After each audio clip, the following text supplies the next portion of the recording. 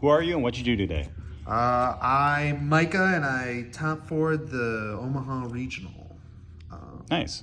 Quick shout outs to everybody at All Access, as well as these two goobers. And then quick shout outs to Elijah and Knox. They were awesome. I drove 8 hours with them. And then everybody else who's been good to me. I get into it? Yep, go ahead. All right. I'm going to skip this stuff because I think this is pretty all self-explanatory. These are all like the standard Kashtira monster lineups. The only thing that I play that a lot of people aren't is this one, because like I'm trying to 5-zone lock as much as possible, and not only that, but like I don't play Desires, and I'm trying to max out on the fact of like having more Kashtira names to draw playable hands, because one of the things is bricking. So like even though Desires makes a hand better, it doesn't solve the issue that sometimes you just can't play with the deck. So like I've just played 2 extra names, having like the extra Rise Heart as well as like the Challenge Kashtira. It's worked pretty good. This is also pretty self-explanatory. 3 Theosis, 3 Field Spell, 1 Terraforming, 3 Birth, and then 3 Pot of Prosperities. Like I said, no Desires, but these are like all the needed engine pieces. I think that's pretty self-explanatory, yeah. And then the tech spots are what I think is like really, really important. I've been on this for like a while before Syac. I just think that this hand trap is like generically really, really good. Helps ends turns. Like at our locals, it's a big spread killer, but like in this upcoming format, it's also like a punish for people who shotgun certain cards or like have for certain lich points, like in super heavy, which I thought was going to be way bigger. Then I also play these for the ghost lineup. These are really important because I'm trying to optimize on hand traps, and I'm trying to build a soft board sometimes, and I need cards in hand to be able to like do that. And then I pick this instead of Veiler because obviously I play Macrocosmos. But another thing is like it's a level 3. Like this is also like a spot where I could have main decked Talents or like main decked Ghost Ogre. But like I just ended up picking these because I think they were like generically the best ones, and I wanted more imperms in general. Then I also made 3 Dimension Shifter.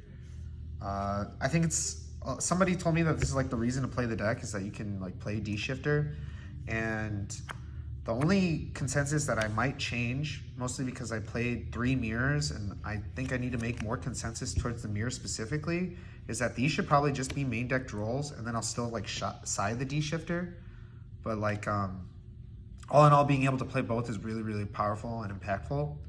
But like the mirror was just a little bit harder than I think it should have been, because I have a lot of these slots that are just kind of weak and wasted against the Kashtira mirror in general. And it's 3 imperm and then 1 big bang. This is the brick, and then this is just another hand trap. This is the best one. Well, 40 in the main? 40 in the main, okay. Yeah.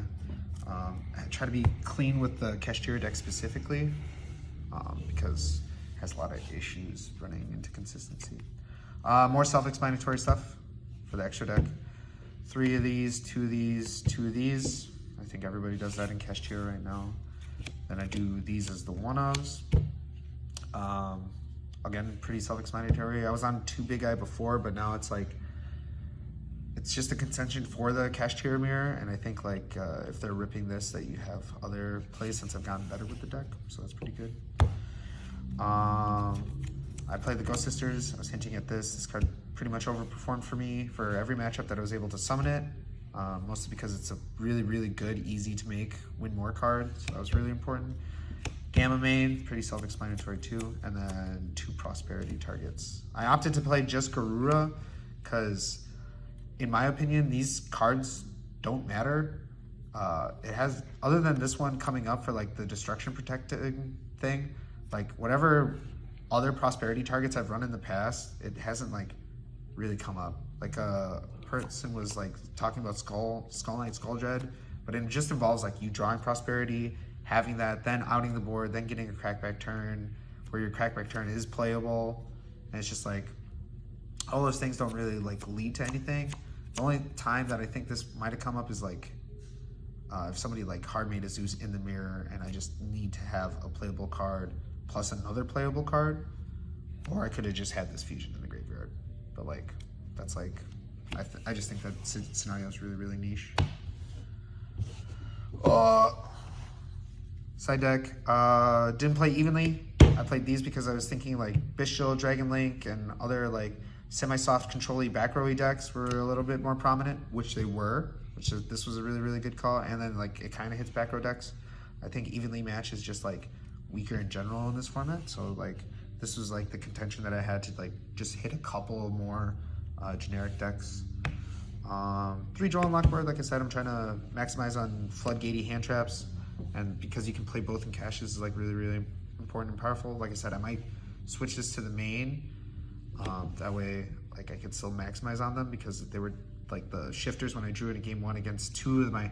I played 3 cache at the event and it's just like dead. These were my anti-cache cards, which were good. I mean, they hit other decks, and then you can actually side this first for my going first package because I have to side out Gamma.